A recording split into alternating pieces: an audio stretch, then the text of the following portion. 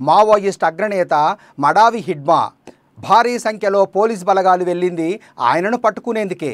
కానీ పక్కాగా ప్లాన్ చేసి ఇంతమంది పోలీసులను రప్పించి దాడి చేసింది ఆయనే. ఇంతకుముందు జరిగిన భారీ ఎన్కౌంటర్లు, దాడుల ఘటనల్లో కీలకమూ ఆయనే. ఛత్తీస్గఢ్లో జరిగిన తాజా ఘటనతో ఎక్కడ చూసినా హిడ్మా పేరే వినిపిస్తుంది. మరి ఇంతకీ ఎవరీ హిడ్మా? ఎక్కడివాడు? ఏం చేశాడనేది చర్చనీయాంశంగా మారింది. ఛత్తీస్గఢ్లోని సుక్మా జిల్లా జేగురుగొండ పోలీస్ స్టేషన్ పరిధిలోని పువ్వర్తికి చెందిన ఆదివాసీ మడావి హిడ్మా. ఆయన తల్లిదండ్రులు అదే గ్రామంలో ఉంటున్నారు. 5 వరకే చదువుకున్న హిడ్మా 25 ఏళ్ల వయసులోనే మావోయిస్టు పార్టీలో చేరాడు. ప్రస్తుతం ఆయన వయసు 40 ఏళ్ళు. Maoist party people's liberation guerrilla army 1వ బెటాలియన్కు కమాండర్గా, దండకారణ్య స్పెషల్ జోనల్ కమిటీలో సభ్యుడిగా పనిచేస్తున్నాడు హిడ్మా. మావోయిస్టుల టాక్టికల్ కౌంటర్ అఫెన్సివ్ క్యాంపెయిన్ కూడా హిడ్మా నేతృత్వంలోనే దాడులు చేస్తుంది. హిడ్మా భార్య కూడా మావోయిస్టు పార్టీలోనే పనిచేస్తుంది. PLGA సభ్యులకు శిక్షణ ఇచ్చేది కూడా హిడ్మానే. ఒక్కో బెటాలియన్ 200 మంది మావోయిస్టులుంటారు. కొత్తగా ఏ బెటాలియన్ పెట్టినా హిడ్మా ఆధ్వర్యంలోనే పూర్తి స్థాయి ట్రైనింగ్ ఉంటుంది. PLGAతో పాటు మిలీనియా సభ్యులకు కూడా ఫైరింగ్లో శిక్షణ ఇస్తాడు. ఛత్తీస్గఢ్లో జరిగిన 25కు పైగా ఘటనలకు హిడ్మానే సూత్రధారి అని చెబుతారు. ఛత్తీస్గఢ్లో గెరిల్లా దాడుల బాధ్యతలను ఇంతకుముందు మావోయిస్టు నేత రామన్న చూసేవారు. ఆ తర్వాత హిడ్మా ఆ బాధ్యతలు చేపట్టాడు.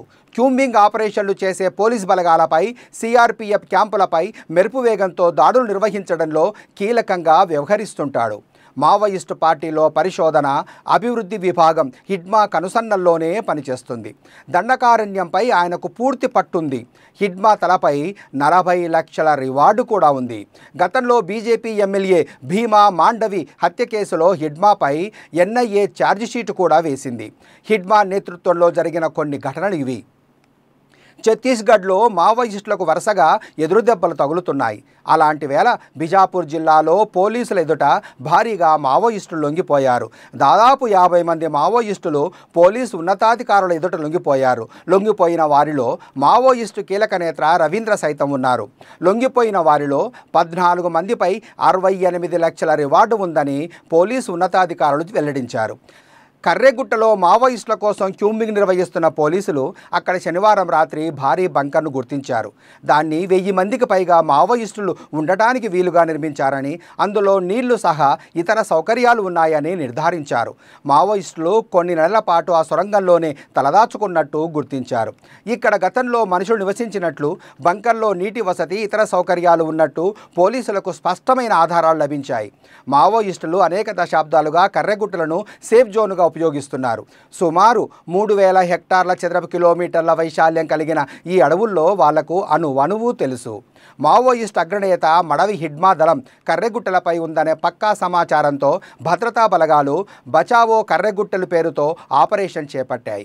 హిడ్మా ఛత్తీస్గఢ్లోని అబూజ్ మడ్ నుంచి తప్పించుకొని కర్రెగుట్టలపైకి చేరుకున్నట్లు ఇంటెలిజెన్స్ వర్గాలు సమాచారం ఇవ్వగా, కర్రెగుట్టలను భద్రతా దళాలు నలువైపులా చుట్టుముట్టి కూంబింగ్ స్టార్ట్ చేశాయి.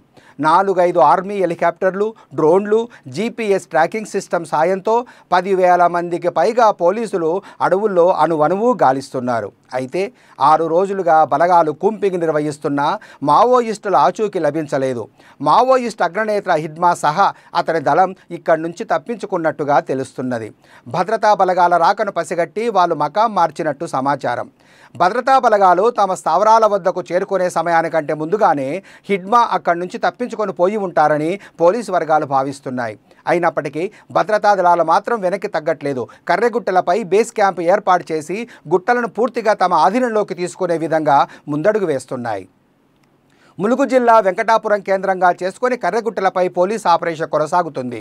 గత 6 రోజులుగా గుట్టలపై కూంబింగ్ జరుపుతున్న పోలీసుల్లో కొందరిని కిందికి దింపి వారి ప్లేసులో బ్యాకప్ పోలీసులను గుట్టలపైకి పంపిస్తున్నారు. గుట్టలపైన ఎండ వేడి వల్ల జవాన్లు డీహైడ్రేషన్ గురవుతుండడంతో ప్రతి 3 రోజులకు ఒకసారి షిఫ్ట్లు చేంజ్ చేస్తున్నట్టుగా పోలీసు వర్గాలు పేర్కొంటున్నాయి.